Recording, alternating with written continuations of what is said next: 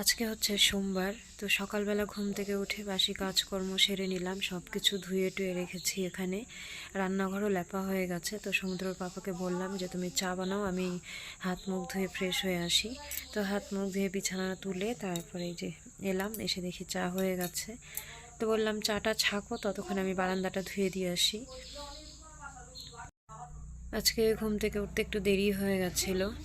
সকাল থেকে বৃষ্টি ছিল না, রাতে বৃষ্টি হয়েছে। তো যেহেতু সোমবার অনেক ধোয়া কাচা লেপা মোছা ছিল, সেজন্য আর রান্নাটা করে উঠতে পারলাম না। 9টার মধ্যে তো বেরিয়ে যাবে, আর আমরা নিরামিষ খেলে বসার পিঁড়ি থেকে শুরু করে সব কিছুই ধুয়ে দিই, সেজন্য ধোয়াটা একটু বেশি হয়।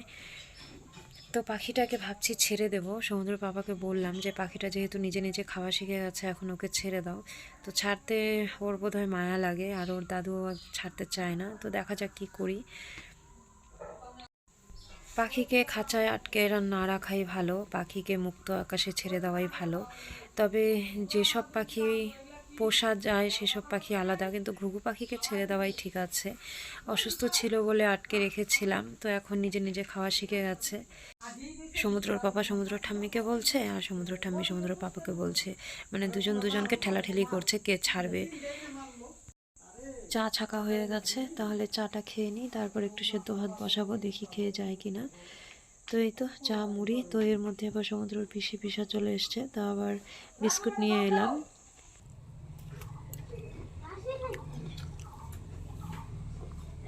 অসমুদ্র জল গেল বাড়ি দেখতো গুগু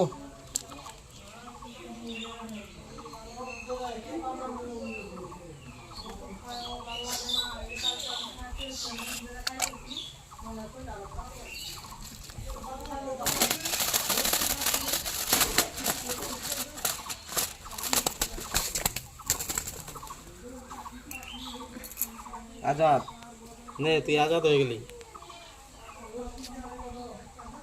যা যা।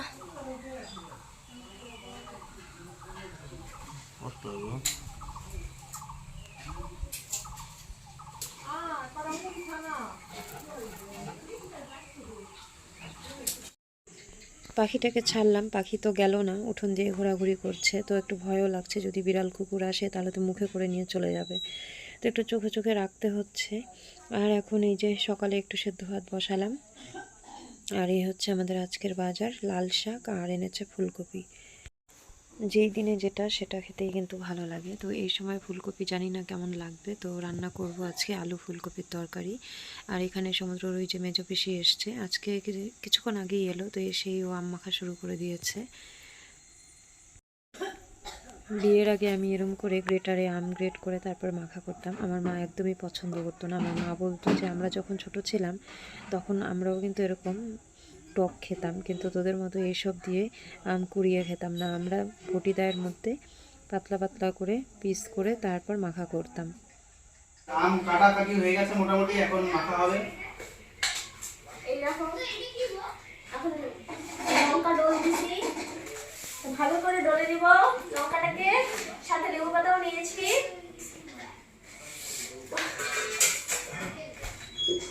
পরিমাণ মতো লবণও নিয়ে নিয়েছি, একটু করে কাসুন্দ দিব।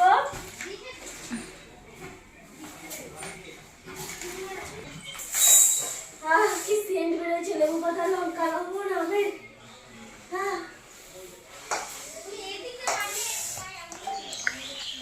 সেন্ট বেরোচ্ছে, তা পাইছে বা সেন্ট? হ্যাঁ বাবা রে, শেষ হলো মা। হ্যাঁ এই যে এখন পেলাম। বাবা এটুকু কি রে ভাই, আর একটু দে, 1 চামচ দে অন্তত। না বাদ দে, ছাড় ছাড়, আমি দিয়ে খাম। যা যা দিয়ে খাস যা।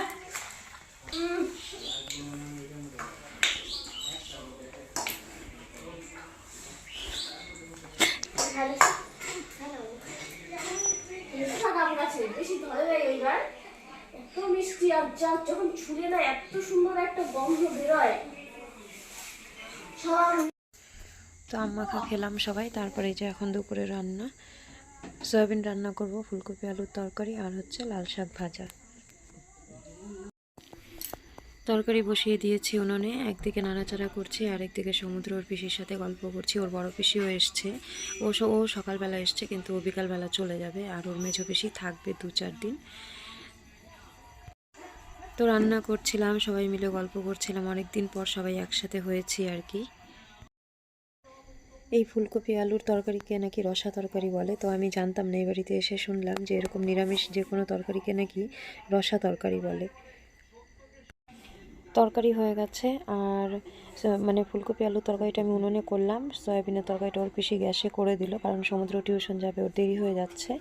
আর আমি এইদিকে এই যে এখন শাকটা রান্না করলেই হয়ে যায়। তো আজকে যেহেতু নিরামিষ সেজন্য আদা থেতো করে দিলাম আর একটু কালো জিরে ফোড়ন দিয়ে তারপর শাকটা দিয়ে দিলাম। শাকটা আগে সামান্য একটুখানি ভাপ দিয়ে জল ফেলে দিয়েছিলাম। তো এখন লবণ, হলুদ, চেরা কাঁচা লঙ্কা এসব দিয়ে ভাজা ভাজা করে নামিয়ে নেব। এর মধ্যে একটু পেঁয়াজ দিলেও ভালো লাগে, অনেকে রসুনও দেয়, কিন্তু যেহেতু নিরামিষ সেজন্য আজকে আমি শুধু আদা আর কালো জিরে দিয়েই করলাম। এই শাকটা খেতেও ভালো লাগে আর শরীরের জন্য নাকি বেশ উপকারী শুনেছি।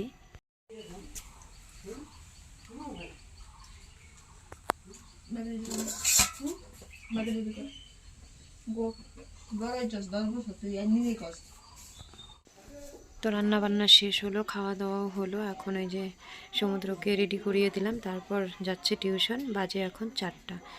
তো চলো ভিডিওটা আজকে এখানেই শেষ করছি। ভালো থেকো, সুস্থ থেকো, পরবর্তী ভিডিওতে দেখা হচ্ছে। আজকে এ পর্যন্তই।